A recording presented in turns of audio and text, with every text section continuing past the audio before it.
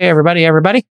Big show today. 90 minutes of show. It's a lot of show. Yeah, it's a but big, we got a lot accomplished. beefy What are we going to do? show today. Let's see. We are going to talk a little bit about what is happening in finance and ESG. We're talking about Deutsche Bank getting raided by German law enforcement for greenwashing its ESG funds, that is a very timely topic right now, let's just say.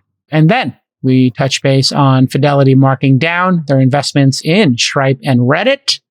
We're going to talk about companies going back into the office over concerns about worker productivity, and then leads to a nice big conversation about productivity. Yeah, I have a lot of thoughts on professional training, time blocking and time management by employees, and obviously work from home and remote, and then setting clear goals in your company. And I think I have a formula for success as we come out of the pandemic and move to endemic. And people are now deciding, do we come back to work or not? I have a way for managers, I think, and employees to navigate work from home. And it's really based upon productivity. And it's also a way for companies that are scared about this recession being an extended one, maybe getting 20, 30, 40% out of their current employee base and team, rather than hiring 30, 40%, or maybe being 30, 40% more effective, leading to more revenue, and then reducing the number of layoffs you have to do. So if you're scared about those things, like I have a concern about, I don't know if I'm scared, but I am concerned and attuned to it. I've really been thinking about it, and I have a really good strategy I want to share today in terms of operating your company. Yeah, it's a great show. That alone, by the way, is like a lot of show. But then we have a great interview with the CEO of DroneUp, the company that's working with Walmart to talked about them the other day. Yeah, drone deliveries. Exactly. We had a million logistical questions. So we got Tom Walker on the show, and he's fantastic. Yeah, it's going to be a great show. Stick with us. This Week in Startups is brought to you by Odoo. Odoo is a fully customizable and fully integrated suite of business apps that lets you build and scale your stack as you build and scale your business. Your first app is free forever. And right now, Odoo is offering $1,000 off your first implementation pack at odoo.com/twist. That's odoo.com/twist. OpenPhone. As a startup founder, a lot of mistakes are easy to roll back, but using your personal cell phone number as your company number isn't one of them. OpenPhone makes it easy to get business phone numbers for you and your team right on top of your existing devices. Visit openphone.com/twist to get 20% off your first 6 months. And Coda. Coda is the all-in-one doc for teams. If you've got a stack of niche workflow tools, or if you're buried in docs and spreadsheets, Coda is the doc that brings it all together. Startups can get a $1,000 credit at coda.io/twist. All right, everybody, welcome to the show. We got a great interview with you on the second half of the show about DroneUp. And so you're going to love that. We go into massive details about the actual drone deliveries happening in Arkansas right now by a company called DroneUp, and with their partner that you may have heard of, Walmart. It is a super compelling discussion. And this technology is here earlier, is actually happening. So maybe not earlier than we expected, but they're actually doing it, Molly. It's pretty impressive, huh? Yeah. And I would argue it is earlier than we expected for some reasons that we talk about in the show that gave me a little bit of a series idea for the COVID fast forward. The COVID fast forward, yes. I mean, this technology, like telemedicine and food delivery, is certainly benefited from, hey, we can't leave our houses. We need a COVID test. Well, drone delivery seems like a great way to get it and not have to have human interactions. But there's other news. Yes. And this Deutsche Bank getting raided one seems crazy. Yeah. I saw this and I don't understand exactly what's going on. So maybe, Molly, you can educate me and the rest of the audience on the Deutsche Bank issue. You know, it's very interesting. So the Deutsche Bank issue is happening in the context. So the headline here is that Deutsche Bank was raided by German law enforcement because of alleged fraudulent advertising of sustainable investment funds. What makes this a super interesting story is, A, the bank was raided by German feds, but B, this is all happening in the context right now of the SEC here in the United States starting to roll out and float trial balloons on way, way, way tougher requirements around ESG. What can qualify as an environmental sustainability and governance type investment. So there's this sort of basket of investments that, you know, are maybe green or they're about corporate governance. Why those things got welded together, I will never know. but it's gotten environmental, social, and governance. So are you a fund or a company that that is environmentally responsible, does a social good, or has, progressive governance? Governance being your board of directors has a woman on it, a person of color, an employee representative. Basically a standard. ESG is kind of the concept, at least, and the intent seems good. Right. The execution seems kind of screwed up right now, right. But it's supposed to be good for society is the intention. It doesn't seem to be happening, though. Yeah. Exactly. So this, it's sort of like, does awareness matter? So I guess there was that question, but there is this a move afoot to crack down on what is considered ESG and to get tighter disclosures. So that's sort of the context for the fact that now German authorities have not only declared that there was some greenwashing at Deutsche Bank, but because they're a lot tougher there, went in and searched, tossed the place looking for evidence that could support allegations, according to a spokesman for the public prosecutor in Germany, of prospectus fraud. So basically Deutsche Bank saying, yeah, we've got these funds, they're super ESG, it's all like really green. And the German authorities were like, no. Okay. These appear to potentially have been lies, asset managers promising a certain thing with respect to these investments that didn't turn out to be true. So prospectus fraud, when you start a fund and you ask rich people to invest in it, you make a prospectus, you say, hey, these are going to be green funds. And then they invested in non-green funds. So the German authorities said, hey, this is illegal. And so, or at least that's the claim here. And it was strong enough of a situation to raid it, which is just, super disappointing. Like, why would you go through creating an ESG fund to dupe people to then invest it in non-ESG? I'm thinking about the motivation here. I guess it's just money. I guess they were going to make more money investing in non-ESG stuff, but the public doesn't want to invest in non-ESG stuff. So they ran a shell game. Yeah. Honestly, though, I think like Eric Garland, who I think is a former federal prosecutor, right? A former DOJ guy. Is that the guy? Basically was like, isn't Deutsche Bank kind of raided every week or two now? There has it's a very complicated bank. Yes. Overall. They were raided for money laundering at some point, and they admitted, in 2021, admitted a breach of 2021 DOJ tied to ESG reporting failures. Like they've had a whole bunch of issues related to this specifically, and other issues. There's like a whole long Donald Trump thing. There's a whole bank crisis. There was the whole Donald Trump, like who gave him the loans. Deutsche Bank, But I think found that out. Yeah. It's, later in the show, we're going to talk about this idea of like moving really fast and potentially moving so fast that you break things and put a stink on an entire industry. You could argue that ESG was, a concept designed to incentivize stakeholder capitalism, to encourage companies to green their operations, to reduce their own financial risk and also operate a little bit better. But then what happened is that you ended up with skewed incentives. If you could make a lot for a long time, it was like money was just pouring in to these ESG funds with not a lot of oversight. So it was like a quick way to make a buck. So of course people started cheating, right? It's just a story about incentives over and over and over. And of course, if somebody was going to cheat, it just sort of feels like, of course, it was Deutsche Bank. Well, and then it's like there's some way, I know Elon was talking about this, like the S&P had some ESG rankings. And so it seems like it's pretty easy to game the rankings. So there's some sort of scorecard, and Tesla came off the ESG rankings. And then I think Exxon was like at the top of them or something. And we're just all like, what exactly is happening here with this? And it's, show me an incentive, I'll show you an outcome. I think people are gaming the system quite obviously.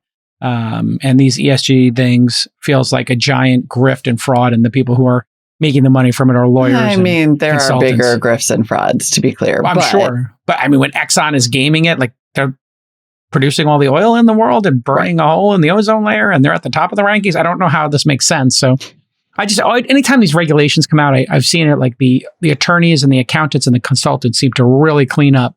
Yeah. And what I would argue, and I'm actually super happy because it showed up in the Wall Street Journal today, Rochelle Teplinsky wrote an opinion piece in the Journal saying exactly what I've been saying, which is like the environmental part of this needs to come out. Like the fact that we sort of welded on, environmental reporting and risk disclosure and things related to the climate crisis with social and governance and sort of social good and DE&I, like, yes, these are intertwining in some ways. There's a huge like climate justice component here. There's environmental racism. Those things are all real.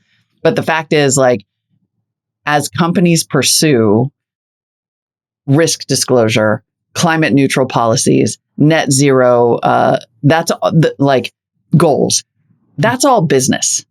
And that's all necessary business. And I'm going to put this in a way that's going to get me yelled at, but it was always going to be too messy, I guess, to combine these things. Like, companies need to have environmental goals and goals related to the climate crisis. Companies need to have DE&I policies and diversity that makes them stronger businesses. But the idea that those are somehow the exact same policy has created a lot of like messiness around what these funds do and accomplish and should include.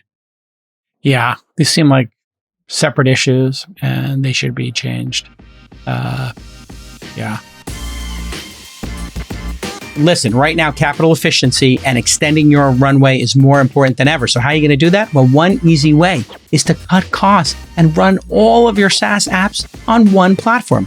And for that, you need to check out Odoo's amazing suite of business apps. It's going to save you so much time and so much money. Using Odoo means you won't have a bunch of different SaaS subscriptions to manage and all that money. Your credit card bill comes every month. You're in shock. Everything you need is already on Odoo. And all you have to do is turn it on when you're ready. And Odoo will only charge you for the apps that you actually use. Odoo has over 40 main apps and over 16,000 in their open source community. We're talking sales, accounting, marketing automation, HR, website builders, and so much more. And this will streamline your business perfectly, aka no more transferring data back and forth from all these disparate products and services that you use. And you'll have one customer support contact across all of your apps, not 20. And the best part? Well, first app is free forever. They're going to give you $1,000 right now off your first implementation pack. That's right. You're going to go to odoo.com/twist and get $1,000 off. What a generous offer. That's odoo.com/twist. It's breaking messy. News here. Somebody just tweeted at me that, when we had that OpenSea story, remember that? Where the employees at OpenSea were front running the market. And they're quoting me here. I don't know if this is my exact quote, but somebody says, Jason said that, OpenSea needed to take action against the rogue employee. And it said, this is my quote. I don't know if this is actually accurate. They need to sue the employee. I know that sounds crazy. And it looks like they, in fact, have. And so this was the story where the product manager committed insider trading. Oh, right. So they were trading NFTs. Right. Before they were publicly available, I guess. And so, are these DOJ charges former OpenSea executive in first NFT insider trading case. Prosecutors allege the former OpenSea head of product, Nathan Chastain, used insider knowledge to trade NFTs for profit. Department of Justice, I'm reading from Vice. The Department of Justice charged a former executive at OpenSea in connection with an NFT insider trading scheme. The agency announced Wednesday. It is the first time, that's today, that such a charge have been laid out in the realm of digital assets. This will be the tip of the iceberg. Yep. Predict there will be, and remember I said that, like, everybody in crypto thinks the rules don't apply because it's not there a stock. There haven't been any. Mm-hmm. But if you're selling these things and they quack like a duck and they look like a duck, and it's kind of obvious, like, hey, this is going to get prosecuted at some point. I think this is just the beginning. The DOJ and the SEC, like, they seem to take like 5-10 years to build these cases. So ICO cases happened over the last couple of years, and ICOs happened, 5, 6, 7 years ago. And now I think all this NFT stuff, if people were painting the tape, as everybody seems to think was the case, how many people were painting the tape at OpenSea or other platforms? In other words, creating wash trades, fake trades to make people think this NFT is going up. And they're like, well, you can technically do it. And if that is your benchmark for behavior, that it's technically possible. Yeah. It's technically possible to create a super drug called fentanyl that gets people super high and then takes them to the edge of an overdose. Like, doesn't mean you should do it. So here we are again in terms of responsibility. He knew. So it looks like he knew. I was trying to remember this story because there was some other story where we talked about insider trading, and it was like trading, and it was like these ding dongs who only made themselves $1 million and were super obvious. This was less than that, but he was the guy who was responsible for selecting what NFTs would be featured on the front page of OpenSea. So he was like, so it'd be like if you were, at Apple and you knew what was going to be promoted in Apple podcasts, and then assuming that podcasts made any money, right? Yes. You like somehow front ran those podcasts. So he was in charge of promoting the NFTs. And so then he obviously bought them first. Yes. Then they got promoted, and then he resold them at 2 to 5 times. He flipped them. It's just crazy. The story you're referring to refresh everybody's memories, the SEC charged 3 Twilio employees with insider trading. And they were like engineers. And at the time, we had a similar comment, which is like, if you work at OpenSea and you're the product manager, you must be making 6 figures. You own equity in the company that might be worth millions of dollars potentially. Mm-hmm. You could just buy, if you actually did understand NFTs, you could just buy them after they were released to the public, because you'd probably still have enough information, and you could just use public information, right? And you could disclose, I'm buying this NFT, I have an affinity for it, on day 2 of trading. If this person bought these on day 2 of trading, could anybody complain? I don't think so. That would be like, I work at Nike and I bought the shoes after they were for sale for 2 days, but I just, I wanted to own a couple pairs of them, as opposed to, I think there was a Nike person who was actually stealing the Nike shoes and front running them in that market. So front running a market, we're learning all the tricks. Front running a market, using inside information to front run the market, painting the tape, wash trades, all this stuff is going to be coming out. So this will be a parade of malfeasance that we'll be dealing with for some time. In other news today, Fidelity is marking down its share of startups. So when you're in the private investing business, you do an audit every year. You may or may not mark stuff down that you've invested in at a certain valuation. When you're one of these more public, larger entities, I think you have to do this quarterly. And so Fidelity, according to information compiled by our friends at Bloomberg, has marked down some private market investments. So this is a judgment call they make based on what's happened in the public markets. They start marking down investments they made in private corporations. We all know Reddit had filed to go public. Fidelity marked them down 36%. They marked Stripe down about 13%, and Instacart 48%, which I think Instacart had taken that medicine themselves in order to reprice their employee options.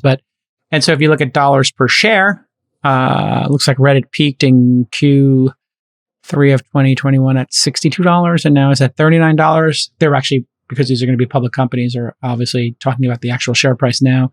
$125 for Instacart, now down at like $62. So wise thing to do, and just more indicative of the medicine being taken, Molly, so that people can then not keep crashing. And if you reset the peg and you say, hey, here's where the number is, now it can go up again.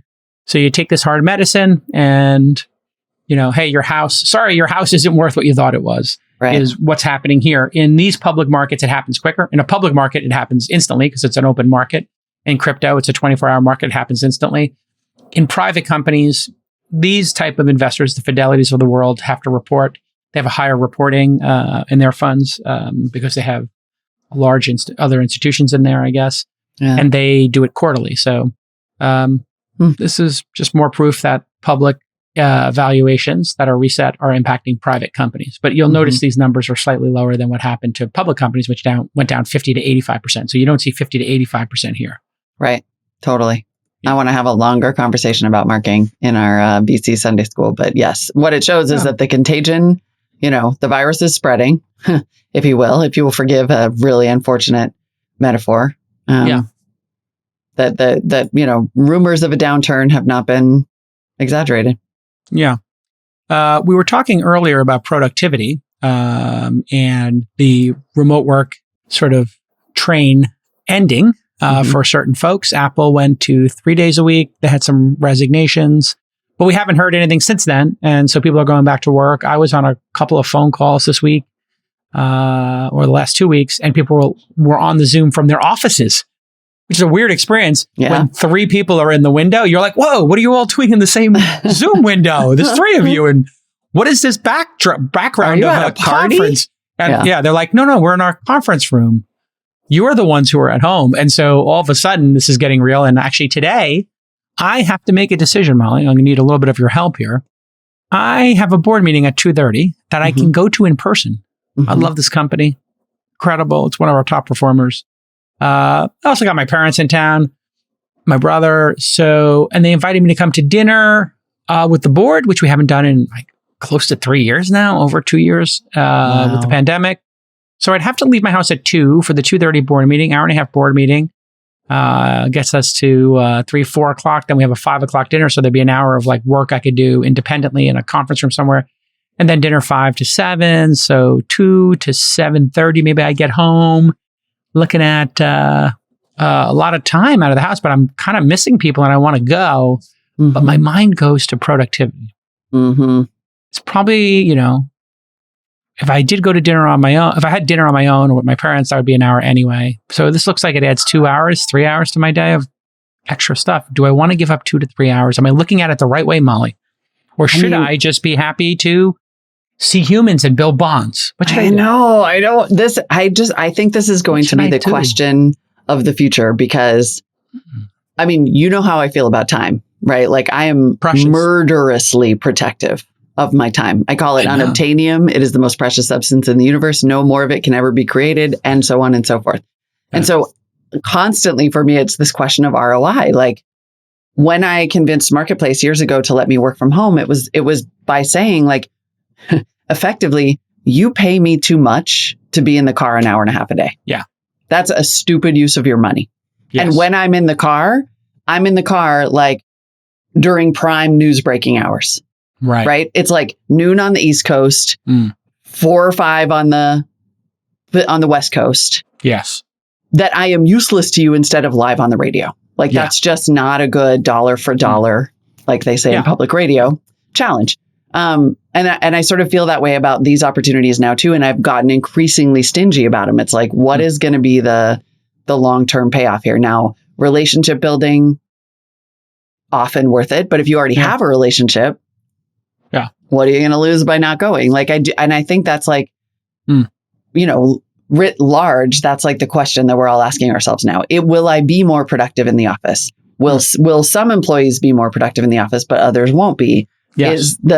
Is the amount that you pay me worth you having me in a car for an hour a day, right? Like, or 2 hours a day. Well, and who pays for that? Like literally I saw somebody on Twitter saying, I think it was actually an Apple employee, it was around the they were Apple like, thing. you should pay our commute costs. And I was like, whoa, that's not how this works. But okay, you know, like I understand the argument, but when has anybody ever said like pay for my commute? That was always the employee's responsibility. But I guess after 2 years of working at home, happens. Come on, that's actually been around for years. Nobody gets commuter paid benefits. For nobody commuter gets paid. Benefits are paying for your BART or your New York Metro card. You get like some pre-tax benefits that help. But that's meant to pay for the commute, not the hours. I mean, think about an expensive employee. What 2 hours a day equals 10 a week equals 520 a year. It'd be 25% of a pay bump.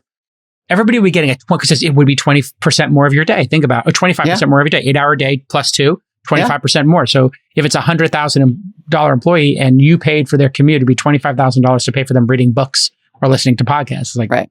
But anyway, if you as the company, that employee worked from home for this whole time and got everything done, no outcome changed, and in fact was potentially even 20 or 30% more productive because they weren't going somewhere and they weren't tired at the end of the night. They could just sort of pick up the laptop at 9 because they're not pooped. They didn't go somewhere all day. If there was no difference in productivity, and then you, company, were like, no, I want you to come here now and lose those 2 hours. If I'm that employee, I would also want to get paid. Yeah. I'd be like, oh, really? Because like previously I was working during those hours. Yeah. For free, right? For my salary. Like, I don't know. I mean, I think there's it's a real management question for our time. It's a real management question. Listen, lots of founders are loosey-goosey with their personal phone numbers. You know about this problem. People start putting their personal mobile phone in documents, proposals, and it makes things super messy. If you're running your own company, you need to be professional, and OpenPhone helps you create a business phone number, and it's really easy. How easy is OpenPhone? You install an app, and you're done. You pick your number, you're done. And you can create a shared phone number. How great is that? You know how you have like an email for customer support, you do VIP at? Now you can have that for a phone number where multiple employees can field calls and texts, including those texts, super important, because that's how a lot of business happens. A lot of these young folks, they don't want to talk on the phone, they want to text. Well, OpenPhone can help you with that as well. And it's affordable already. It's just $10 a month. I mean, it's so affordable, it's ridiculous. I think they should triple their prices. I think I would pay $30 a month for this, but they charge $10. Twist listeners can get an extra 20% off that for any plan for your first 6 months. That's even ridiculously generous. I mean, that puts it down to $8 a month. You're kidding me. You need to do it for yourself as an executive or a salesperson. Openphone.com/twist. And if you have an existing phone number with another service that's overcharging you or that doesn't have this incredible feature set, they'll port it over for you. If you're thinking about phone numbers, I just want you to think openphone.com/twist. That easy, folks. So I would like to give advice. I've been thinking about this a lot. And I've been thinking about it in relation to the very scary recession we're going into. Mm-hmm. Yeah. Having lived through 2 recessions, and in both recessions having had to lay people off, I'm determined to not have to do that this time. Yeah. So for inside employees and launch employees listening, as the boss, I am monitoring things. I keep cash in the bank. I keep myself cashed up. I'm very conservative in my lifestyle. You don't see me flying private, even though I arguably could. I don't do certain things because I try to keep cash reserves high so that I don't ever have to deal with laying people off. Mm-hmm. But we're all thinking it, right? Yeah. Oh my God, what happens if advertising takes a hit? What if the economy's thrown in for 2 years? Will you have to lay people off? Will our company be one of those companies? So I always think about, well, how do you avoid that? Well, one, you keep revenue high and you have to have efficiency high. So now we're all, if we start thinking of ourselves as a team, which in my later life, I've really started to look at teams and team functionality. It's hanging out with, Draymond a bunch and watching the Warriors up close and watching that team. I've actually learned a lot from Draymond, talking to him about team dynamics, Kevin Durant, Steph. It's funny because of all people, right? I've learned more from him about team dynamics than any business person. I'll tell you that. That's the thing people don't understand about him. But yes, mm-hmm. He is that guy. He's that glue guy, right? Yeah. So I, literally was, talking to him about this the last couple of weeks. So I said, okay, everybody's fear, right? And fear is a big driver of people's behavior. Everybody's fear is, oh my God, pay cuts, layoffs. Am I secure? Is the economy going to be okay? Inflation's going up and layoffs are happening at the same time. How do I play a role in that? Like what's going to happen? Okay. Efficiency is what's important. Yep. And so if you can't hire more people, well then if we're each 10% more productive in a 20-person company, it's the equivalent of hiring 2 more people. Mm-hmm. Does anybody think, listening to my voice right now, that there is a way for them to be 10% more productive in their lives? What do you think, Molly? If you ask 20 people, could you be 10% more productive? How many people would say, sure, I think I could be 10% more productive? I'm not sure exactly how, but could I? Like 90%. 90% people would say that. Yeah. Yeah. I mean, almost nobody, it's like the human brain, right? That what do they say? You only use 20%. Exactly. So there is, of your brain. There is no world in which everybody could not be 10% more productive. And in fact, I think I think everybody could probably be 10% more productive a month. I think they could be 10% more productive a month for multiple months in a row. Mm-hmm. So how do you become more productive? Training, professional training, technical training. Those 2 things alone, just basic training. If you invest in training, everybody's going to get 10, 20, 30% more effective. What have you seen me do over the last 30, 60 days? Yep. Training. Totally. I'm training everybody. Then what's another way? And it might reduce productivity in the short term, right? Because you spend a lot of time up front on training. Yeah. It's an investment. Right. And it matters. Okay, so you do a little training. Then I did my research. It turns out there's a group of people who do something called time blocking. And this is where I'm circling back to work from home and that whole standoff. Yeah. But then there is time blocking on calendars. And then there's reporting on what you're doing and having intentionality about your day. So there turns out there's something called time blocking. This is where you put like something that falls through the cracks, maybe in your day-to-day. And so one of the things that's always fallen through the cracks here at This Week in Startups is checking the Slack and checking the community groups that we have tried to do. So I said to the team, hey, this has fallen through the cracks. Just want everybody to put 15 minutes, I think I said, on their calendar every day for 1 week and just go to the Twitter group that we started and just interact there. I saw delightfully yesterday that Nick is out, but Rachel and Justin and myself went in there. You can jump in there too, Molly. If you have time to time block, even if it's 5 minutes, to just say hi to the fans. And it's amazing. We all did it. And everybody's interacting all of a sudden. There's more questions coming in. So the power of time blocking is really interesting. But then I realized there's another time blocking thing. And me as a boss, I asked everybody on my teams to share their calendar with me. I started going through them. I noticed a trend. Some of the most productive people have calendars that have time blocking on them.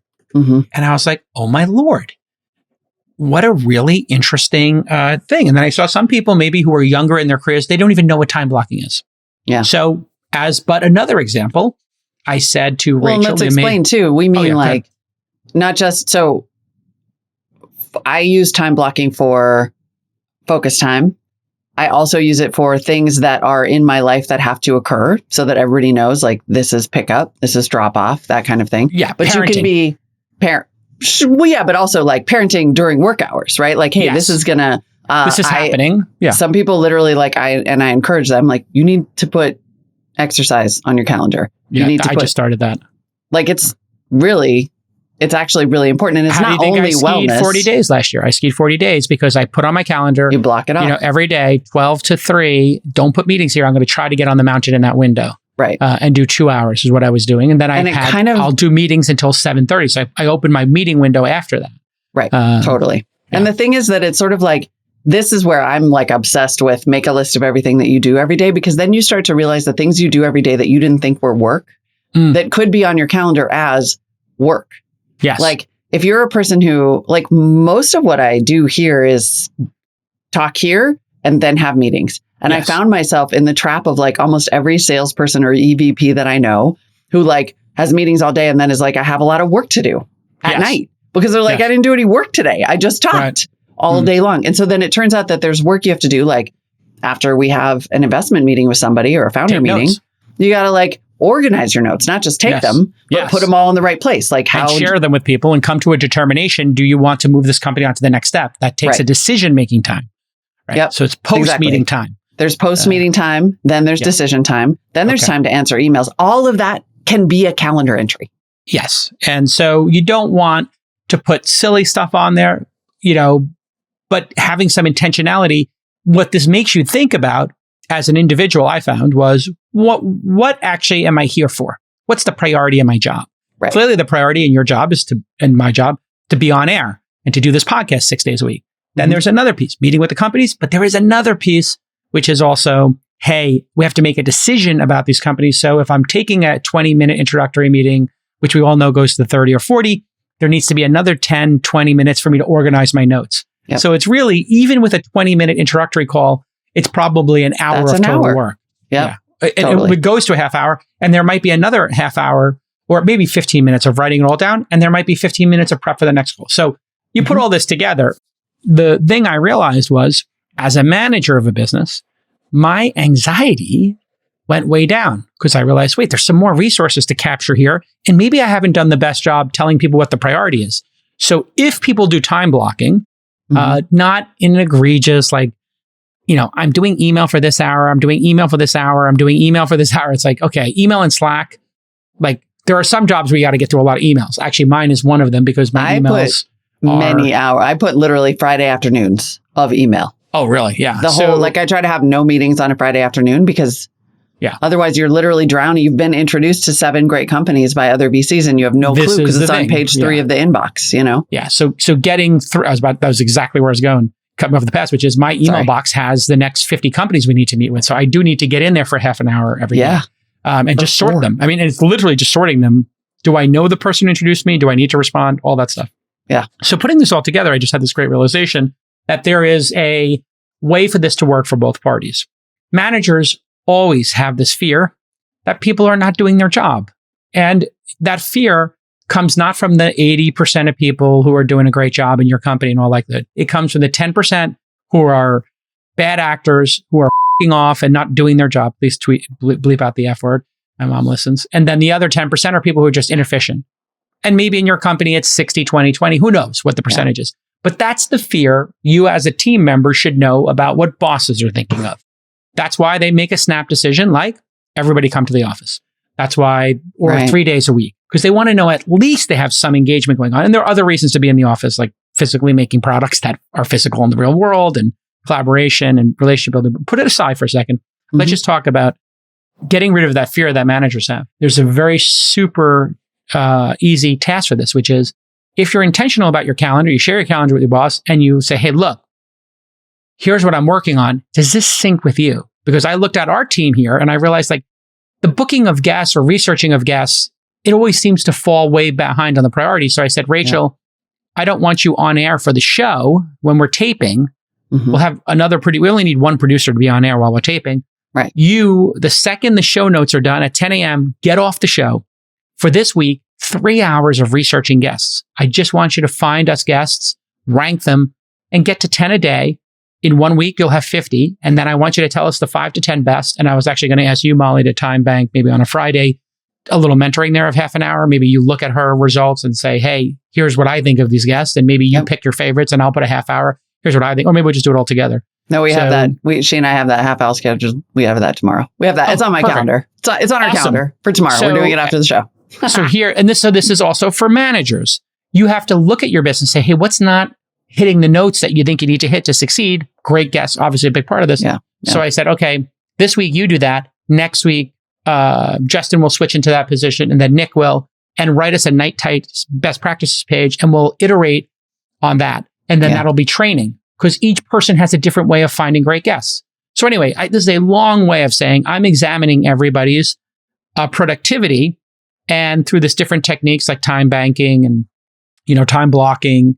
And did I do a good job as a manager giving the instructions as to what's important so that we don't have to hire a ton of people, so we don't have to increase expenses into what could be a possible recession where revenue could be going down.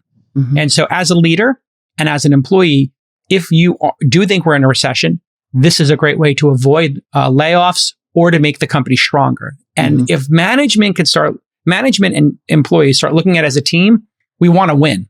And the analogy here is if you look at the Warriors, they don't think about who scores the most points. They think about, how crisp of a pass can they make? How can they break down defenses? What's the most optimal shot they can take? Not what's optimal for me, what's the most optimal shot? And so that's what I'm trying to think about as a leader for me is, am I creating in our organization the optimization that we need? And, that whole discussion we had about the QS, I won't tell people what that is because I consider it a competitive advantage, but the QS project we've been working on for the last 30 days, did you see the massive uplift in productivity? It's like, whoa, this thing's going to be like a machine. That directly came from watching the Warriors and how they pass the ball. I was just thinking, the ball needs to move. It's about the speed of the ball. It's not about the individual contributor's ability to shoot or not. Like, sure, you want Steph to shoot, but Clay can shoot, Draymond can shoot, Wiggins can shoot. They got a lot of Jordan. There's a lot of people who can shoot on that team. Just move the ball around. That's what's important is the speed for that. But for us, it's the TTM, which I won't tell what that is, but that speed is what's the equivalent of the ball movement. So here endeth the lesson. Here endeth the lesson. We're all in it together. If you're a founder of a company, this is This Week in Startups. If you're a founder of a company, start reviewing the calendars with your team and you have to just give them the disclaimer up front. I'm not doing this to micromanage you. I'm doing this so you're 10%, 20% more productive. So we get the equivalent of, 10%, 20% more employees. And where this hits the rubber meets the road is if an employer can feel that you're working but 8 hours a day, what you're getting paid consistently and efficiently, then the whole discussion about working from home becomes like almost an afterthought. I know you're productive. And we're working on your productivity together. We're collaborators on your productivity. If you're a startup, you have to save where you can. I'm talking time, I'm talking money, and I'm talking bandwidth. That's why we love Coda.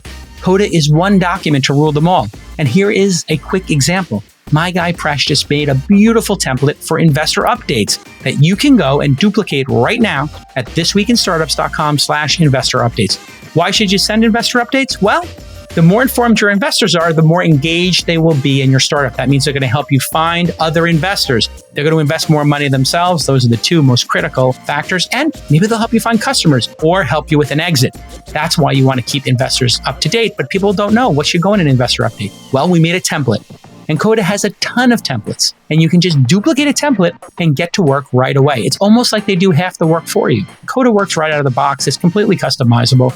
Your text and your tables live together in the same document, which means all your valuable data, objectives, and strategies are in one place, and it's nice and clean. Nothing gets lost, and your team is literally on the same page. So join the productivity revolution and sign up for Coda today. Head to coda.io/twist to sign up and get $1,000 credit. That's coda.io/twist for $1,000 off. That I think, I don't know, you tell me what you think of my, performance on this objectively, and the just concept writ large in relation to go back to work in an office because we don't know if you're working or not. Right, exactly. Like, I think that I appreciate a lot the recognition that going to the office becomes a shorthand for productivity. And that's not always the case. That every organization, no matter what, has hitters and sitters. And sitters, I like it. I think I just made that up, actually. I've never heard that before. You did. Hitters and sitters. Yeah. And it's sort of figuring, and frankly, there are some roles where you need hitters, and there are some roles where it's okay to have a bit of a sitter, but when you're in a downturn, you need them to stand up. And so the question is how you get them to do that. And I think that there's no question that trying to understand where the misses are. Yeah. And, my only note to you would be to say all of the things you just said up front before you're like, give me your calendars. Oh, okay. Because then no one knows why. Job of that. Yeah. So in our meeting in like an hour, that would be a great thing to set up the way you just said it, because there's nothing about that doesn't make sense. And there's nothing about that doesn't include the fact that, like, what we're really trying to do is say, what are we wasting time on? That's really the point. And what could we be optimizing for? Because there's probably something in every organization. I encounter this all the time. There's something your boss told you to do 3 years ago. Yeah. Still doing. And you're still doing it like a nice squirrel on a hamster on a wheel. 2 hours a week. Yeah. You're spending 2 hours a week doing that. 3 years, but the priorities 300 hours have changed. Yeah. Right? Exactly. Your boss's priority has changed. The goals have changed. The market has evolved. You're still spending 300 hours a year on that thing. Yeah. So once in a while, we got to go look at the wheel. Yeah. And figure out which routes we're running that we don't need to be running. And that's like exactly what we're trying to do now. And it's great. And there should be a goal in mind. There are OKRs in mind at the end of the... If I think if every company did this, professional training, I think you get 10% better a month for 3 or 4 months, sustained, no problem. Definitely. 5 to 10% better. Then you look at time blocking and just time management and efficiency there. Maybe, depending on the person, it's 1 to 10%. Anyway, you put these two things together. If the two numbers can equal between training and time management, 10, and then there's a third, which is clarity of the goals. Yes. So those three pieces, clarity of goals, your own personal time management, and training. Let's say they get you 5% better each month. It's 15% better. 15% better compounded because of the rule of 72. You divide that 15 into 72. You're going to get like 4 point something, right? 5, basically. It means in 5 months, you'll be twice as good. You'll be twice as efficient. Now, that seems crazy. It's actually true. It's actually true. If you actually compound being better at your job with training, you could be twice as good in 6 months. Of course. Like, think of a chef. Some chef is making food. They could make it twice as good, twice as fast if they got 15% better every month. It's just obvious. So compounding growth is the lesson. And, this all came up because there was, I guess, some leaked emails from Elon to his management team that he's building real products in the world. Anyone who wishes to do remote work must be in the office for a minimum, and I mean a minimum of 40 hours per week, or depart Tesla. This is less than we ask of factory workers. The factory workers obviously are putting in probably 50 hours a week. And then a follow-up email. The key graph was, there are, of course, Elon, I guess, did a follow-up email to be super clear, because he's being clear as a manager as well. There are, of course, companies that don't require this, but when was the last time they shipped a great new product? I think he's talking about Apple or Google, maybe. But no, they're both coming back to work. I mean, they haven't come back to work. It's been a while. It's been a while. I think he's probably talking to Apple about Apple there. Tesla has and will create actually Apple, come on, it's been decades. Like they're just iterating. They've been iterating. I give them credit for AirPods and the watch. Yeah, AirPods and the watch are great. They're accessories to the iPhone. Okay. Yeah, I think you're right. I mean, you know my belief on this, right? Like Apple revolves around the sun and the sun is the iPhone. I do think. And they make great accessories to the iPhone, but I don't know that. The watch, I think by version 6 or 7, which is what I finally got rid of my Fitbit. Like Apple was being beaten by Fitbit, which was like a deprecating product that nobody was paying attention to for many years. Like you didn't see many changes in it. It was still a better product than Apple Watches. The Apple Watch, I think, is on par with the Fitbit now. But to what Elon says here is there are, of course, companies, Tesla has and will create and actually manufacture the most exciting and meaningful products of any company on earth. This will not be happening by phoning it in. So I think there's something different going on here. He is actually building the stuff too. They're not outsourcing the building of this to some factory, which Apple does, right? Apple has contract manufacturers who make their stuff. Yeah. So I understand Elon's point of view here 100%. Whatever your company was, if you are like, we can only accomplish this way, then make that clear to your employees, and that's the deal. Yeah. But I think managers are going to have a tendency, people are going to have a tendency reading this email to be like, I too can only accomplish my thing this way. And that may not be true for your company because you don't make cars or spaceships. Exactly. Right? So like figure out what your product is and how your team can get it done and evaluate it. And you might find that 80% of your people need to be in the office. I don't know. Right. I think we'll still really an open question. Like, yeah, it's going to be. And then there's this other thing. There's competition for employees. And so I've seen in companies that are remote at the early stages, their costs go down and the time to fill positions go down. Yep. And their product shipping goes up in a software company specifically. So now, will it make the most refined, great products? That's going to be another question. So it certainly is really hard to relocate people. You hire an iOS developer and they start, in 2 weeks, they resign, they start in 2 weeks and they're working from anywhere and they work for a third less than the one in Silicon Valley needs to. And the one in Silicon Valley is commuting 2 hours a day and they are less productive and hate their life. Like you can see how this works out, right? So I think that's the way we'll hash out.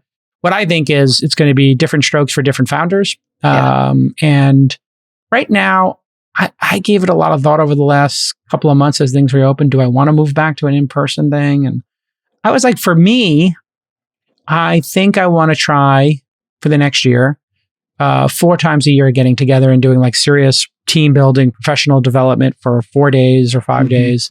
And so I guess the working for me is going to be, you have 4 weeks away from your family a year, which is not insignificant, right? It's going to be a significant amount of time away from, it's insignificant compared to going to an office, right? But it's insignificant for never going anywhere. So I think that's going to just be the balance I'm going to try to do, which is, it's 20 days away from your family a year out of 365.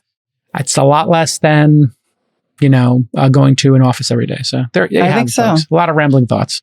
So many thoughts. Such a long show for you today. And next up is our great interview, which also went longer than we expected, with DroneUp Founder and CEO Tom Walker. So don't be tired because this is totally worth it. You got a lot of show. Just, do what I did. I went on the treadmill this morning. You got an Obi-Wan episode out. Tomorrow, Lon Harris is on the show. We'll go through the 3 Obi-Wan episodes. And I think we have 2 Star Trek. 2 Star Trek. Also, I started watching Winning Time. About the building of the Showtime Lakers. I want to start watching that. I heard it's great. Is it great? You got to watch that. It's great. I'm 1 episode in. It's fantastic. Maybe we might have to add that to the docket. Yeah. So tomorrow we'll whip through the first 3 episodes of Obi-Wan and the first 2 episodes of the new Star Trek. Or is it 3 episodes of Star Trek? I'm not sure. Oh God, I don't know. I better go look. Yeah, we better check. Some producer. I better put Star Trek on my calendar today. Yeah. Oh, time block it. Yeah. No, that's on your time, Molly. Not my time. Put that on. That better not be during the day. All right. Next up on the show, Molly and I were talking about drone delivery, and we were super excited that, unbeknownst to us, in America, Walmart is shipping stuff with a company called DroneUp, and it's actually happening. And I also got somebody from Ireland who's running a test, by the way, Molly, who said, hey, your premise that my premise was during that DroneUp talk here at Walmart was that this would work in the countryside really well, and that maybe cities were too dense, so it would kind of go least dense to most dense. But he said, hey, actually, we're in a kind of a dense suburb, And he showed me a picture in Ireland of, tens of thousands of flights that had been done for delivery. And so apparently these deliveries are starting to happen in less populated, but somewhat populated areas. It's real. So we got pretty excited about this, but we also had a lot of just like logistical questions about the logistics of this. And so thank you to producer Justin, who just went out and got us the CEO of DroneUp, Tom Walker, who has a long history in super interesting things related to this. Did web development in the late 90s through 2017, was in the Navy as a web systems officer and nuclear power plant operator. And then now has started DroneUp, which has raised $13 million, last closed a $5 million round in November 2021. Walmart is an investor, and now these drones are in the air. Welcome to the show, Tom. Thank you for having me. And thank you for your service, nuclear power plant operator, and in the Navy. So thanks so much. You can tell I have ADHD. I've done a little bit of everything. Have you seen Top Gun? I think that's my really most important question. Did you go see Maverick? I saw it Sunday at lunch with my family. I did, finally. And what'd you think? I didn't think they could make one better, and they did. Right? Wow. I totally my God, agree. I'm getting so much FOMO. I'm waiting for my daughter to come back from a trip she's on to see it with her. I'm probably going to see it Thursday night, but I am so excited. It's only the second or third movie I've ever been to in my life where the audience gave an applause. So, yeah. Wow. I know we had that experience too. People were cheering. I saw it twice this weekend because I'm a giant nerd, but I'm glad that you liked it. I saw it with an Air Force buddy who was pretty impressed, even though obviously it was hard for her because Navy. Yeah. Right. Yeah. But she appreciated. Her dad was a Navy pilot. Okay, we are way off topic now. We're really excited to talk about drones. Yeah. So I guess we have a lot of questions. How many Walmarts are currently actively delivering stuff? Like, what is the state of this? Because when we hear about this technology 5, 6, 7, 8 years ago, everybody was like, hey, this is going to happen. Then there was this 60 Minutes episode, if you remember, where Amazon showed it. And then it kind of went away for 4 years. And we've been all sitting here going, we were promised Starbucks, cups delivered and, our medicine. And yeah, we see things in Africa where people are doing the fixed wing, delivery of blood and parachutes. Like, it's a very cute situation. They don't have bridges and roads that can easily get this blood or medicine to places. So we kind of expect, I think, as consumers and technologists, okay, the most acute situations where people really need the technology is happening, but we weren't aware that this is happening. So what's the actual state? How many deliveries were done yesterday? How many stores have done it? I don't have the exact count yesterday. I would assume dozens were completed yesterday. But where we are right now is we're open in 2 locations. So we're in Farmington, Arkansas, and in Bentonville. And over the course of the next several months, we'll be opening up 32 additional locations. So we'll be operating in 6 states. And in multiple cities. Each city that we'll be operating in will have a minimum of 3 locations. There's some logistical reasons why we do that. But by the end of the year, the goal is to have 34 fully operational. And then we're already planning for 2023. You're headquartered in Arkansas, right? We're headquartered in Virginia Beach. Oh, in Virginia Beach, sorry. Interestingly enough, I grew up in Arkansas, in a really small town in southern Arkansas. And when I left, I left at 16 and said, I'm never coming back to this state.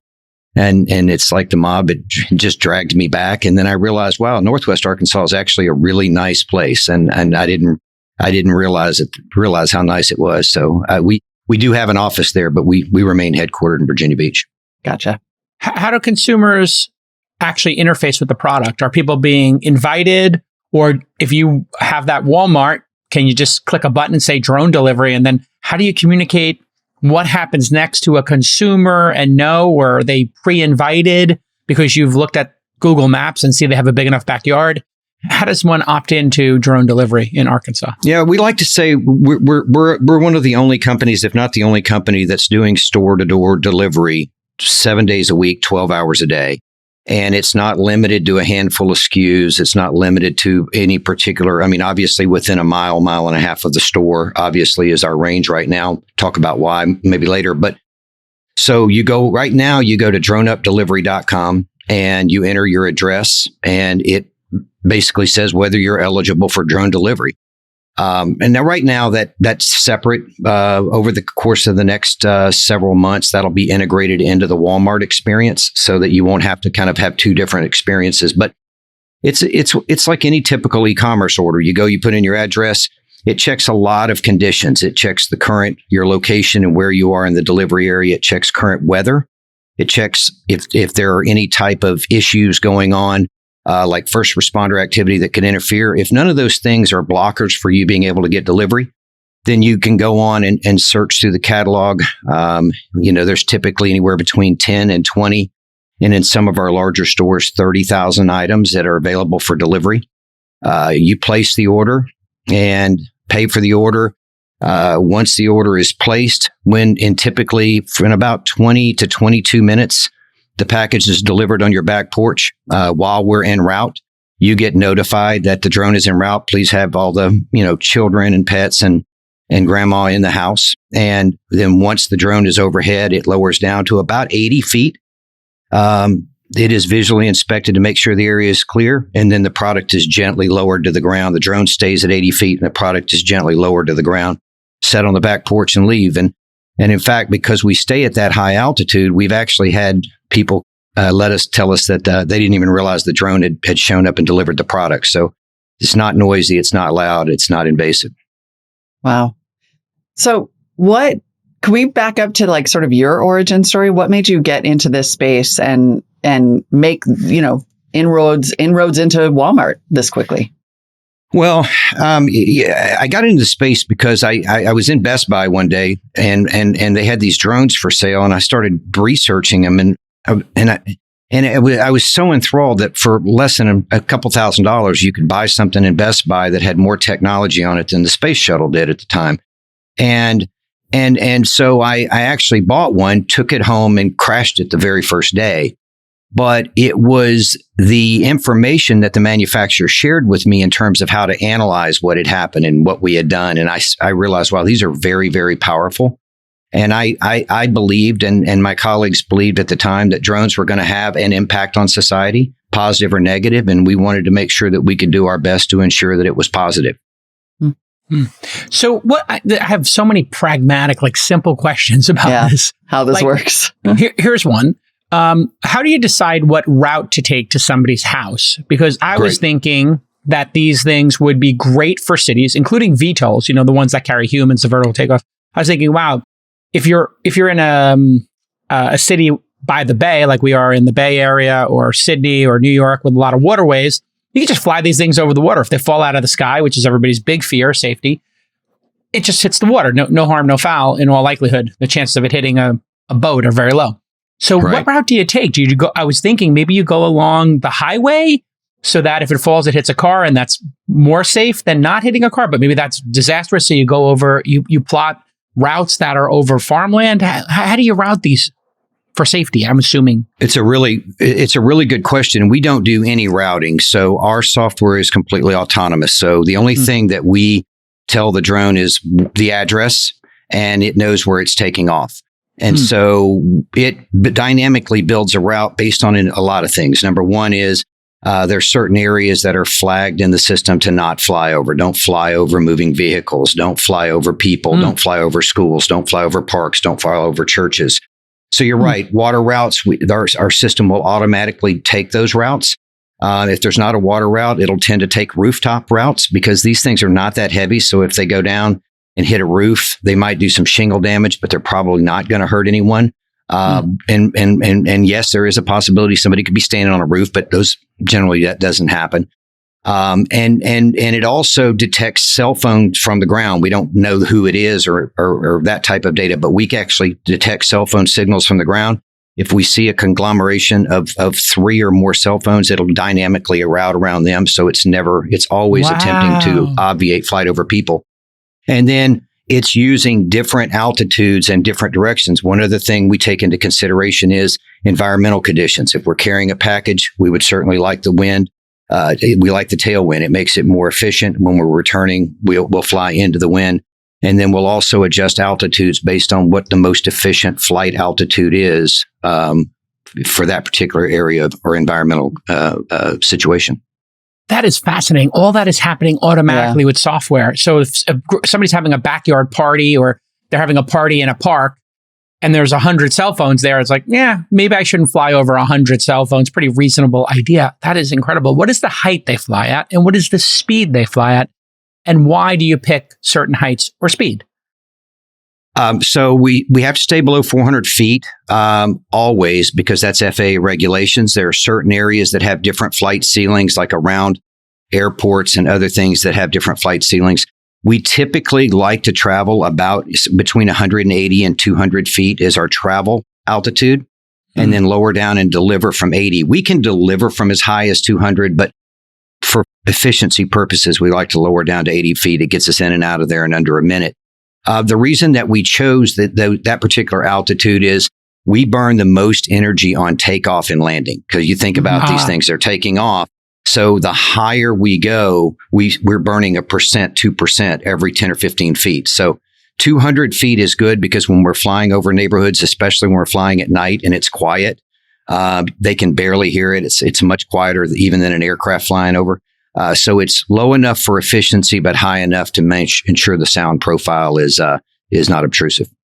Yeah, like how much reserve battery is built into plotting every route? Because I would imagine that would be a concern if you find, there is that party in the park and we got to make a pretty big detour. Battery seems like the biggest limiter. It's absolutely. I mean, right now in our operation, our two biggest costs are people and batteries, because we tend to keep that battery percentage reserve higher than it probably should be. But we operate very, very cautiously now. We have to. I mean, we've got to maintain the record of safety and demonstrate to the communities and to the regulators that we can do this safely. So we're probably more cautious in terms of the number of personnel available, and in terms of the battery percentage. But you got to remember too, we're always dynamically rerouting. So we're keeping about 40%, 35 to 40% reserve on the batteries. Because the other thing that we do is if we detect a first responder activity. So if our system gets notified that there's a 911 call at a particular address or in a particular area, or, a fire dispatch into a particular area, all of the drones that are in the air will dynamically reroute and deconflict with each other. So there's continual rerouting going on, whether it's information on the ground, whether it's additional data coming in, or if we sense a low-flying aircraft from ADSB, we'll automatically adjust the entire operating fleet's altitude down just to maintain a large margin of safety. Do the drone companies all coordinate drone activity yet on a central database in some way? I know planes have, devices on them to let you know. I was actually in a small aircraft when a beacon went off and we looked off to the left, and sure enough, there was somebody flying who didn't see us, and we had to take a slightly evasive maneuver. I don't know what those are called in small aircraft, but do drones have a similar system where they're aware of each other? And is there like some database of this? Like, hey, there's drone activity in this area. So if another commercial drone operator or a police department was putting up a drone, I guess you would know because of the 911 call. But if, I don't know, a drone club, at a high school has 5 drones in the air, how do you know that you're not going to have drones crash into each other? Yeah, that's one of the issues that our industry is trying to resolve now. So, for example, we have ADSB in. So ADSB is what the airplanes use to let everybody know who they are, where they are, basic information about them.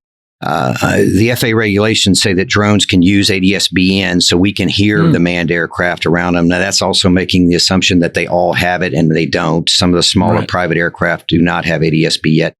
But we can't squawk. So the planes don't have a way of knowing where we are yet. One of the things that's coming is what's called remote ID. And that's going to be a new requirement for operating drones in the US, where you are basically transmitting your location and some basic fundamental details to create that picture that you're talking about. One of the things that we did last year was we acquired AirMap, which is a UTM, unmanned traffic management platform that's being used in several places around the world.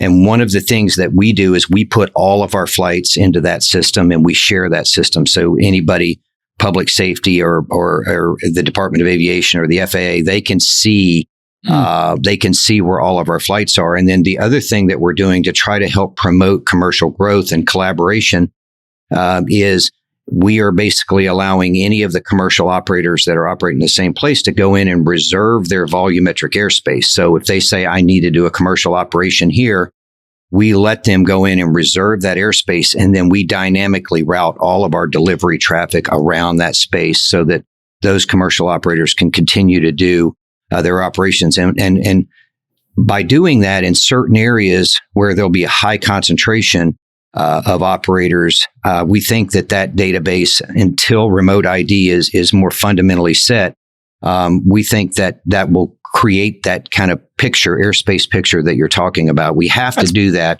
because all of our systems will deconflict our aircraft.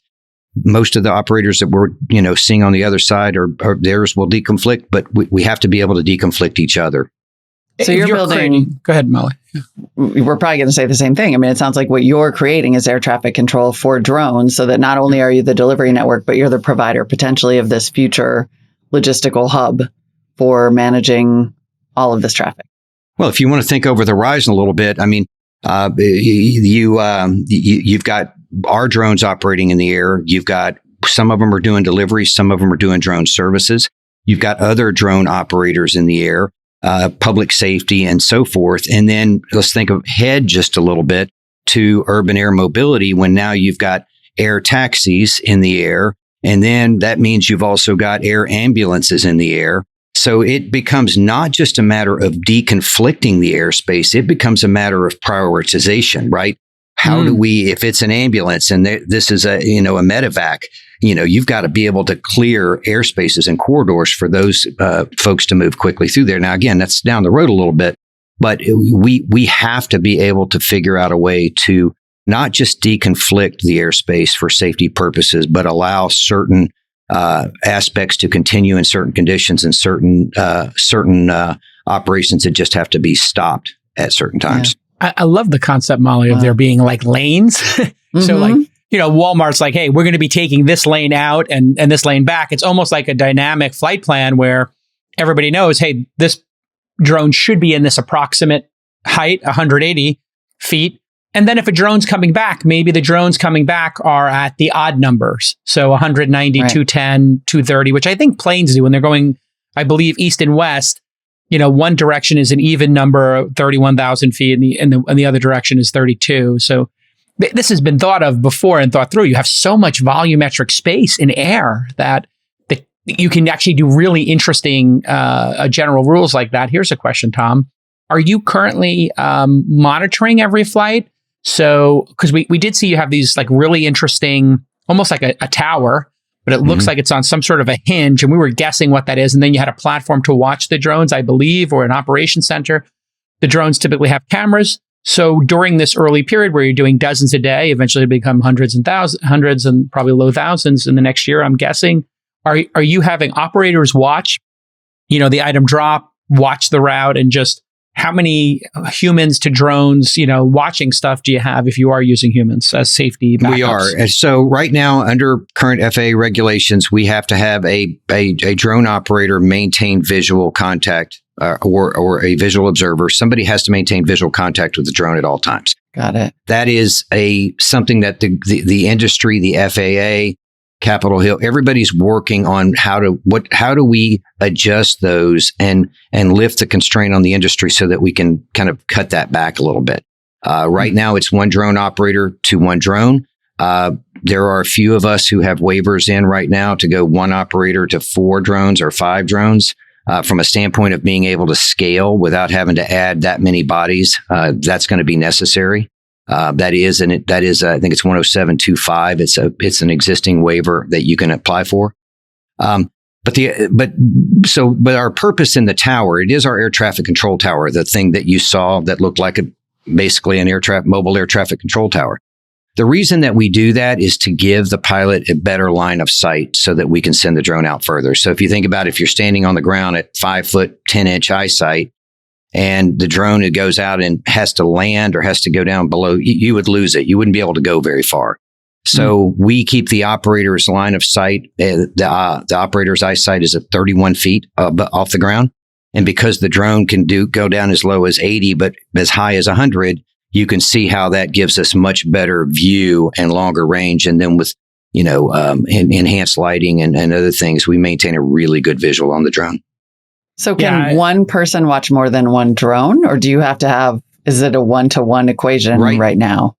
Today it's 1-to-1. They do offer, the FAA does approve waivers for that, but you have to prove to them that your software systems, your safety protocols, and your risk assessments are justify allowing you to do so. And that is one of our active waiver submittals we have right into the FAA right now is a 1-to-5 waiver application. And 1.5 miles seems extremely doable given the battery. So I would assume part of this is as things get safer, the distance can go. And then eventually, maybe you don't need to have somebody watching every one of them. Maybe there's 100 of them going out. And if they have an issue, that one pops up in front of the operator. So I'm curious, how does safety, what is your, obviously the goal is to have nobody ever get hurt and no drones to fall out of the sky. Obviously that's not realistic. Accidents happen. And so I'm guessing, and correct me if I'm wrong, you're looking at delivery accidents that occur in the world in that neighborhood with Amazon or Walmart cars or Ubers or Lyfts. And then comparing the UPS and the FedEx drivers and their fender benders and the damage they cause to yours. Is that the benchmark? Or do you think your benchmark has to be 2 or 3 times higher, which is already where Tesla's autopilot is? I think the latest study that came out is like Tesla drivers who are in Teslas get in like a third as many accidents as when the same Tesla drivers are in their other cars. So, that was like a very interesting way to study it, is not to compare Tesla drivers to other drivers, because then you got correlation issues. It's when they're in their gas-powered cars, if they have both, they get in more accidents with the gas-powered ones, which makes sense. It doesn't have the sensor kits. So how are you judging safety? What's a reasonable way to be judged? But how do you think the public is judging you? So that's all a really those different good question. judging sections. Well, our everything we do is about safety. When you hear our conversations, we talk about safety throughout the day. It's almost become an obsession with us in terms of how often we discuss safety. And one of the things that I say to the new cohort groups that come on when we're getting ready to open a new hub, one of the first things I say when I walk into the room, and one of the last things I say when I walk out, is safety over revenues. We will take safety over revenue every single day. If there is any reason that I don't care if you've been on site 5 years or you've been on site 5 minutes, if something doesn't feel right, then we stop the operation. And I think a lot of people are hesitant to do that at first until they realize we weren't kidding.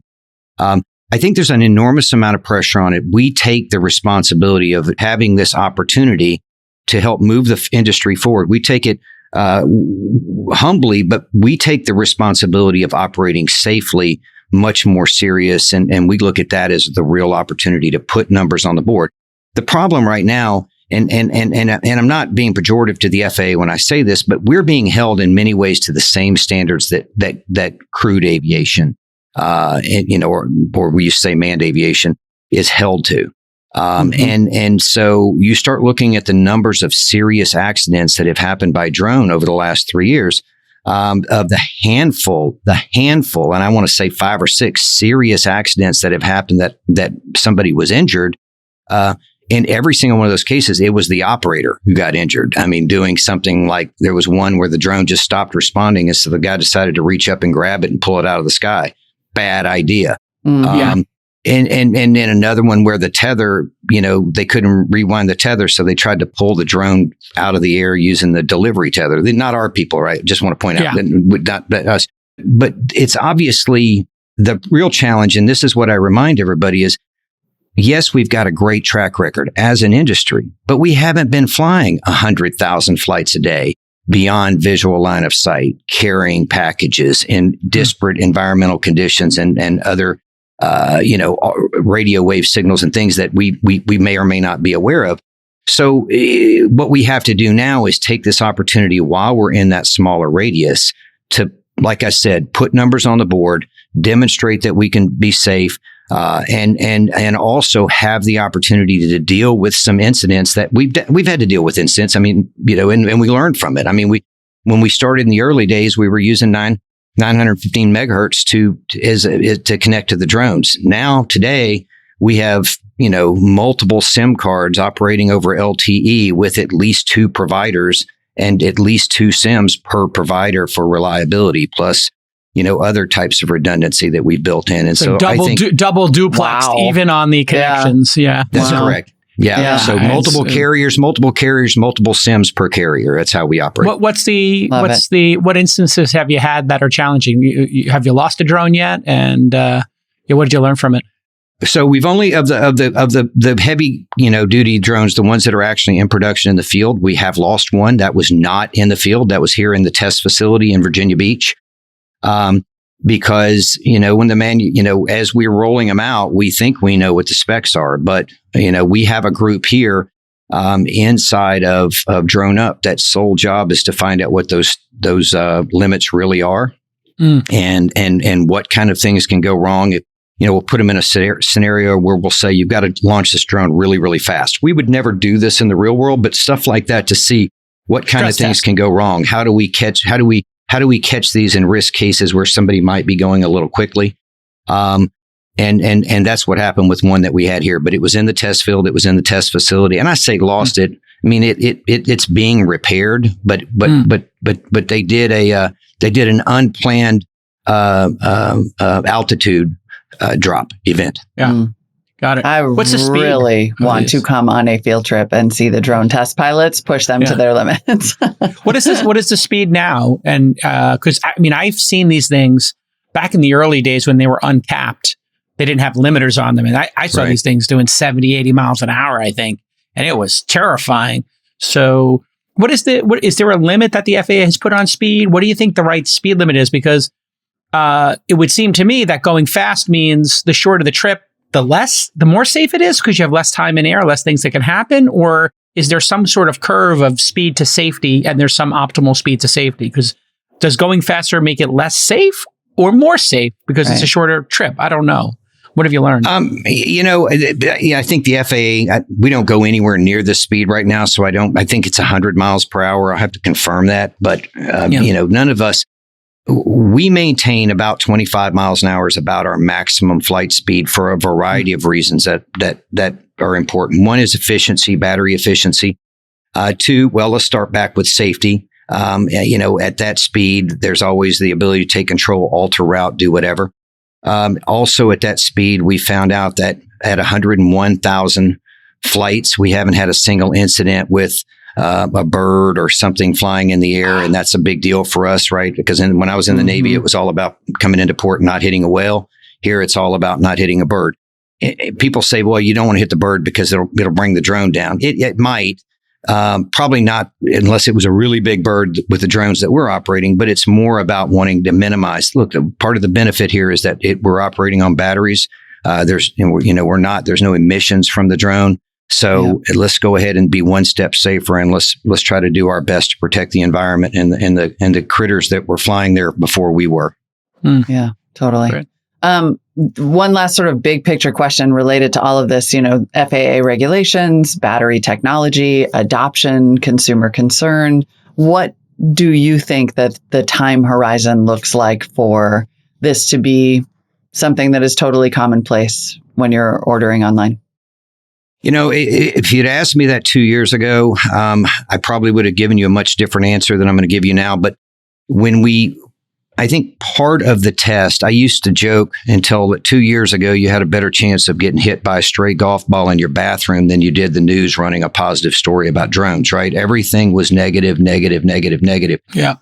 And when the pandemic hit and we were given the opportunity to partner with Walmart on the COVID test kit delivery, I think it was an interesting moment for our industry because people were scared. They wanted to know if they had COVID. A lot of them didn't want to get in the car. They didn't want to sit for hours in these lines. So it was the first time for them to be able to order these kits and have them delivered at home and then just drop them in the mail and send them back.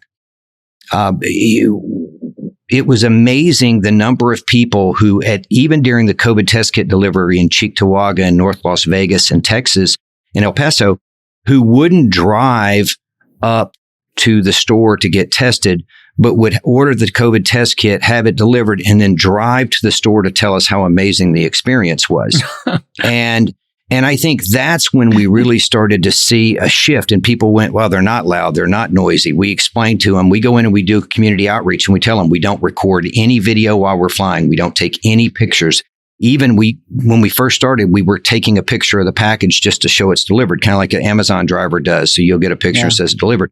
We don't even do that. So from the time that we take off to the time we land, we're not recording, we're not taking pictures.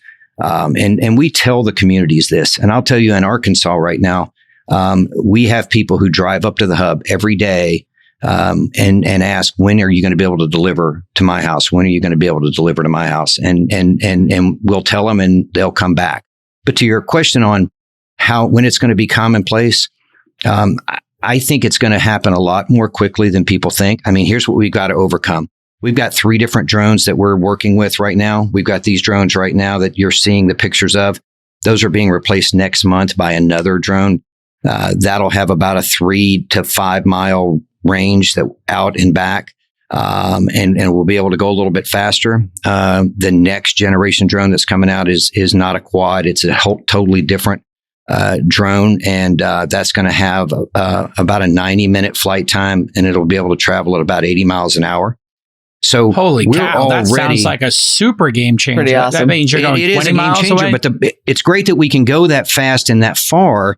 But the problem is we're still stuck with regulatory issues, right? Yeah, line of sight, And because the FAA, we just finished this process with the FAA, but called the BVLOS ARC, Aviation Rulemaking Committee, and giving recommendations. We've got 3 or 4 paths that we think are going to crack the door open for going beyond visual line of sight. But what I tell the industry, and I remind everybody, is everybody wants to go BVLOS. They say, look, our industry would just explode if we could fly beyond visual line of sight. And I ask all the time, okay, which one of your businesses is not able to scale now because you can't fly BVLOS? Well, the reality is nobody's proven that that's limiting. What we're doing now by starting to do these deliveries and then hitting a concentration level where if we could go 1 more mile, we could increase, delivery revenues by 45, 50, 60%. And if you've got 200,000 safe flights at a mile or a mile and a half or mile 1.2, give me the chance to go to 2. And I think that starts to increase it. And when you think about over 90% of the U.S. population lives within 10 miles of a Walmart, and you've got basically a couple of 100,000 SKUs that are designed for the audience that lives around that Walmart, these become distribution centers and that are provide an incredible opportunity. And then the last thing I'll say is we are right now at about 22 minutes from the time you place the order until it's delivered. 70% of that time is trying to get the product out and to the drone. And we think through optimization over the next 12 months, we'll get that down. And our goal is to be delivering in under 15 minutes here in the next, say, 8 to 10 months. Wow. Well, I mean, eventually the Walmart will be built such that you, or an Amazon facility or whatever facility will be built such that you'll be able to go right up to the roof with the pack of batteries or, donuts or whatever it is. I'm ordering donuts, but those donuts going right up to the roof, the operators will be on the roof already. And you will need to build another air traffic controller because it'll be a high enough roof, and the distance will be covered in 5 minutes. It'll just go straight up to the roof with some other have like robot, those right? pneumatic tubes, like in the old banks, and it'll just shoot stuff Something like that, right? There's got to be a better efficiency here in terms of the roof that already exists in these places. Well, right? and remember, at some point, you don't necessarily even have to have an operator there with the drone. So once you can fly beyond visual line of sight, we have another type of operation called telepresent operation. We actually test that today, where we can fly drones from here in Virginia Beach. We can take off and land and fly routes in other countries. And obviously we do it in other countries because it would be a violation of FAA. So we're in safe areas in other countries. We take the drones off and fly them from here dynamically. At some point, once we've proven the viability of these platforms, and we've proven that the parachutes work, and that your mean failure rate is 1 in 150,000 hours, but by maintenance you mitigate. Once we demonstrate, that's our responsibility as an industry, is to not just prove it to the policymakers, not just prove it to the regulators, but we've got to prove that to the general public. And the best way we can do it is with these controlled, safe operations that we're doing, like we're going to be doing for the rest of this year in communities where they can come out and see it and see how we do business. And that's not just DroneUp. I feel the entire industry is working together to try to prove that, and we will. Yeah, I mean, it's so obvious to anybody who has even moderately studied this that drones are safer than cars driving on the road. Anybody who's watched a delivery driver under the gun getting paid per delivery is going to know that a human driving a car on the roads is much more dangerous. There's pedestrians, there's other cars and other vehicles to hit. So that's obvious to everybody. And then let's face it, recreational aviation, it's not the safest thing in the world. I mean, every day, sadly, every couple of days, we see a Cessna or a Cirrus or a Pilatus or something goes down here in the United States. The FAA does incredible job breaking down the massive amount of user error that happens almost universally. You know this because you're in the field. It's an error on takeoff or landing or a maintenance issue. If you watch the Blanco Lirio channel on YouTube, which maybe you do or don't, but if you don't, there's a really good channel called Blanco Lirio. And this commercial pilot breaks down every accident every day. It's unbelievable. I watch it and I gave him money on Patreon because I'm so obsessed with watching this. It's always the human, whether it's the human in maintenance or the human, behind the controls. And, when these drones are going out with the amount of software in them, they're just going to be 1,000 times safer than humans at a minimum at this point in time, I think. So really you're right. I mean, it always comes down to decision chain, right? The decision chain. And somewhere along the way, yes, there may have been a mechanical failure, but it's way too often it's either the response to that failure or a series of bad decisions that ultimately end up in most of those. And because autonomy has reached the point where it is, and the sensors that we have and the safety thing, for example, on the generation drone that's rolling out now with us, if it senses a drop of more than a certain amount in a certain amount of time, or a tilt or excessive vibration, it has a ballistic parachute that shoots out. It shuts off all of the engines. It disconnects the batteries, and it makes this god awful noise. But for a reason, obviously, as it's floating to the ground, is to try to notify anybody that, hey, because you can't hear it, it's just coming out of the air as a parachute. But, it lands, softly enough that you take the drone back, you figure out what happened, and it wouldn't create the type of havoc that a 170, 2 or 182 coming down in the same condition would. Yeah. I mean, understatement of the century. Like these. We had a pilot here, he's not able to fly in fog or whatever. All he had to do recently, just crashed into the headlands here in San Francisco, tragically. He was going out for a lunch ride from Sacramento to Half Moon Bay. And all he had to do was just go up. But he was afraid to call in a Mayday, and he didn't want to fly up, apparently. And if he had just flown up, he wouldn't have hit the mountain. Instead, he just did a corkscrew until he hit something. And it's just these crazy tragedies. As you're saying, humans don't follow the protocols. They have all kinds of biases. The machines follow the protocol. They almost universally make the right decision. Something's wrong. You lose a rotor. You pop the parachute. You live to fight another day. Humans are embarrassed. So many pilots have died because of just the sheer embarrassment of, I need help. It seems like the hubris is, a significant percentage of the problems humans are making here, and also being human. Right. Suboptimal decision making. Listen, this has been amazing. I could talk to you all day. Yeah, this is fascinating. I'm really excited that you're doing this, Tom, and we can't wait. Cities, that's what, a decade away, you think? I know. Where are we in the cities part of this? I put in my address already, even though I knew better. Kind of in the burbs. It's kind of funny. People say, is this better in rural? Is this better in urban? Is this better? It's in between. Because if you're too rural, then there's not enough density around you within your delivery radius for it to make economic sense. But when you're in cities, then what you end up with is a lot of multi-dwelling, family dwelling issues. And how do you deliver to them? We have a solution that we're going to be rolling out in Q4 this year that we're pretty excited about, which will allow drone delivery to condos, hotels, campuses. And so we'll be doing that. But the issue with cities is we're not ready for that yet. And that's one of the things I think our industry also has to keep reminding ourselves is just because we think that we know what we're doing, and just because we drive safety, we also have to acknowledge that things can go wrong. We were flying out in North Las Vegas at 150 feet, and a police helicopter saw something on the ground that got their attention, and they went into a dive and literally came down to about 100 feet over the ground to look at something. And this is out near the desert.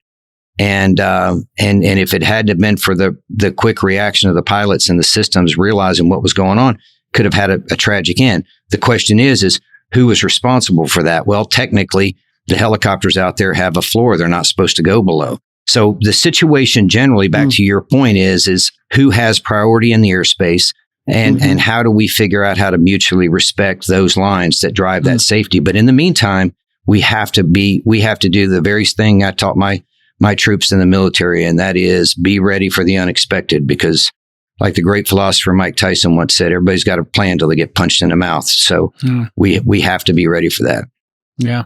Well, listen, continued success. This is awesome. And we just love the fact that you're doing this and taking it so seriously. I can't think of a better person to do this. You're taking it with a lot of responsibility, and I think that's going to pay off. It may be a little bit slower. You may get there, a little more, a couple of quarters behind maybe somebody here in Silicon Valley who wanted to go faster and take more risk. But I think it's the right move, because you're going to be judged to a much higher standard because it's a new technology, and you're well aware of that. So continued success. Thanks for coming on the pod, Tom Walker. We appreciate the time. Thank you so much. All right. Take good care. Talk soon. Right. Thank you a lot. Yeah, come back anytime. Thank you a lot. Thank you a lot. That was weird. Great. That was a weird thing to say. Fascinating. Somebody in the thing was like, "You're not asking hard enough questions." I was like, "What is the hard question we missed here?" I mean, we talked about these things falling out of the sky. Some people hate it, right? Like some people hate it conceptually. Why? What's the downside? Because they don't know about buildings and airplanes and all the other things that humans have done to like mess up. I mean, listen, I understand the idea that like if you want to look up in the sky, you don't necessarily, like buzzing drones, like aesthetics and sound. I mean, I will say electric drones don't have to be very loud. No, they're much quieter than trucks driving packages and planes. And planes. Think about planes. Like, have you ever seen those videos where like a plane goes over and every bird is like, like, I wonder. But I will say a drone flew over my house the other day, and I was like, I will shoot that. Right. Like it sort of hovered in front of my window, and I was like, I will come for you. So the privacy is a real question. Yeah. But it's also like, that's not a thing we're used to. So when a drone flies over my house now, I know it's not from Walmart. I know it's some looking in my window, and I'm going to shoot it. Yeah. So, I mean, there's a difference between somebody going 20 stories above your 1 or 2 story house. They're 18 stories. You don't even notice them. And they're going 25 miles an hour. They're not lingering. Yeah. That's one situation. The situation I don't like, because I had this happen as well, is somebody was flying a drone, around our neighborhood. And it was kind of obviously looking at us in the backyard. And like, that to me is kind of weird and creepy. Like, these things have high res cameras on them. They're obviously going around, and it's, they're peeping Toms, looking at people. And there is something disturbing about somebody flying something over your house to watch you. That's why I think he was very, specific. I don't know if you noticed, he said, we don't record anything. Yeah. So we could record. They don't even take pictures of the drop off, like no camera at all. I want a looped video of the drop off. That should be a checkbox I get to put in. I would like to see it land in my backyard. Yeah, you wouldn't. But if there was ever kind of cool. I mean, it would be super cool, exist. But then it exists on a hard drive somewhere. We'll get there. That's not bad. There. Yeah. You made a good point about in our chat about the number of crashes happening with the increased delivery vehicles. Yeah. And so one of the things that's happening is, as we all order more e-commerce and we stop going to stores, is the number of rides being done, the amount of deliveries, the amount of delivery trucks is massively increasing in the world, which of course means more crashes. So maybe give us a couple of these stats here, Molly. I mean, and I don't think these ones even include Amazon. There have been some stories about Amazon delivery vehicles specifically because they've got those huge trucks and also let people use their own cars. But just if you're looking at UPS, DHL, and FedEx, since 2012, UPS cars, the number of crashes has increased by 38%. DHL express vehicles, the number of crashes has increased by 100%. And the number of crashes involving FedEx vehicles has increased by 280%. and 54%. That was between 2012 and 2021. And those, again, don't even include the Amazon delivery vehicle crashes, which in my quick duck during the show, I didn't find. So what we need to know here is the number of miles driven. So if the number of miles driven, doubled in that time period or tripled in that time period, they might in fact be safer. I don't know. So that's the one thing I don't know is the denominator here of what's changed. We're looking at the number of crashes in a vacuum. But anyway, net, there's more crashes on the road. Now, crashes per mile driven, who knows? But the bottom line is, I think these are going to be massively, I think like 10x, 100x safer than deliveries being done other ways. It's not going to be for every delivery. It's going to be things that are, 10 pounds and under now. Yep. Maybe it gets to 20. Maybe there's some limit that we don't want hundreds of pounds in the air, 20 stories above us. But I could see these things dropping off. You could have 5 drones dropping off your groceries, 50 pounds worth of groceries, 10 pounds at a time. And they just back to back, every 2 minutes show up at your house and you just have boom, boom, boom, boom. Can you imagine going out like you're having a barbecue and you're like, it'd be great if we had more chips and salsa. And it's like, beep, beep, boop, chips and salsa dropping from the sky. I mean, how many times do you like, I would like some salsa. We're out of wine. And this is going to be sorry, sick. these are zero emissions vehicles, right? They're electric drones. They don't contribute to greenhouse gas emissions. There are always going to be trade-offs, but if we live in a world where people want deliveries, everything is going to, as somebody just said, have pros and cons. And I think this has more potentially pros than cons. This is an interesting also, chart. As we've been saying, Tom is exactly the kind of guy that you want in charge of this, right? You don't want a 22-year-old Silicon Valley who's just like farther, YOLO. faster, bigger. And then you've got him like running out of battery and falling out of the sky. And you got like the fact that they're basically trying to build in air traffic control for drones, like figure out who has priority. Like that's what has to happen. It's got to develop in a way that allows for a healthy ecosystem as opposed to like one company winning it all and killing anybody in their path. I'm trying to figure out this chart here. This is a chart of injury rates by injury category for Amazon delivery system, Amazon DSPs, and non-Amazon delivery in 2021. Injuries per 100 FTEs. I don't know what FTEs are on this. Full-time equivalents. Okay, so 18 out of 100 folks got injured, lost time, light duty, or other. So basically, the delivery partners, I think what happens is what Amazon is doing, I think this has been criticized a whole bunch, is in order to have it be cheap and fast, if you put a delivery partner as opposed to one of your own employees, you then obscurify and you create a jump in liability, both for the driver, their insurance, whatever, and let's face it, somebody running these small operations will take more risk than somebody who's a manager at Amazon. So by having delivery system partners, DSPs, they're shielded a little bit from their behavior. And it's just like Google or Facebook. They use people to review content who are not employees, they're contractors, so that they have a little bit of a shield. It's a little bit of a management trick, in terms of responsibility. Yeah. And you see it here in the numbers. So you're the manager and you've got your own little mom and pop shop of, 50 drivers in Arizona.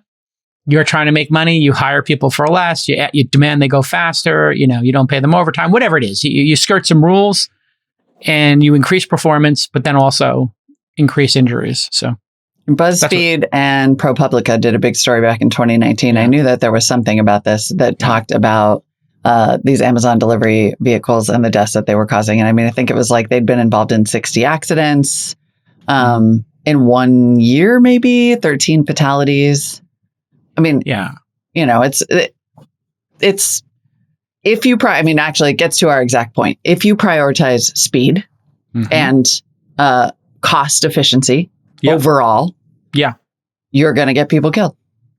Listen, there's a safety knob, there's a speed knob, and there's a cost knob. And if you want to play with the knobs, that's part of running a business. We get it. But when you got that safety one, you're kind of obligated to maybe not turn up the speed one as much and just think it through. And, Theranos is the perfect example. She's trying to go faster than she should. She should have gone slower and did one test, then two tests, right? Like this guy's the anti-Elizabeth Holmes. Yeah. He's like, we're going to do a line of sight, then we're going to go to 5 miles. I'm like, why can't we go further? Oh, you're on 25 miles an hour. He's My like, we natural can. inclination would be go 50. And it's Right. like, well, why? Yeah. Yeah. Why, if we have, what if that, contributes 10% chance to our chances of getting in an accident, 1% of our chances to get in an accident? Why would you even do that? And so move fast and break things when you're building SaaS software is completely different than when you're flying drones over people's heads or doing blood testing, or doing delivery, last mile delivery. So just something to keep in mind when you hear that phrase, if you're a founder. Move fast and break things, totally fine in your office with software. You want to challenge a server to, run more cron jobs faster. And, that's like one thing. You want to push your iPhone to the limit with your video game, like move fast and break it. Yeah, crash the iPhone. Don't crash the car or the drone. All right, we got some other news. So should we?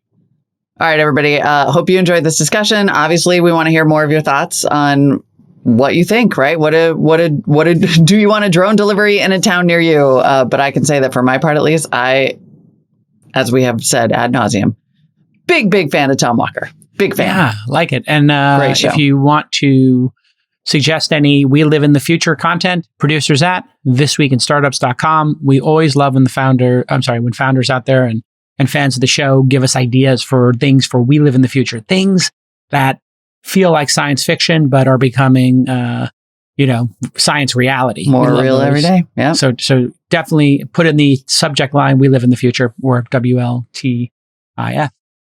All right. See you Or tomorrow, something like everybody. that. Yeah. All right. See you tomorrow. Bye-bye. Bye-bye.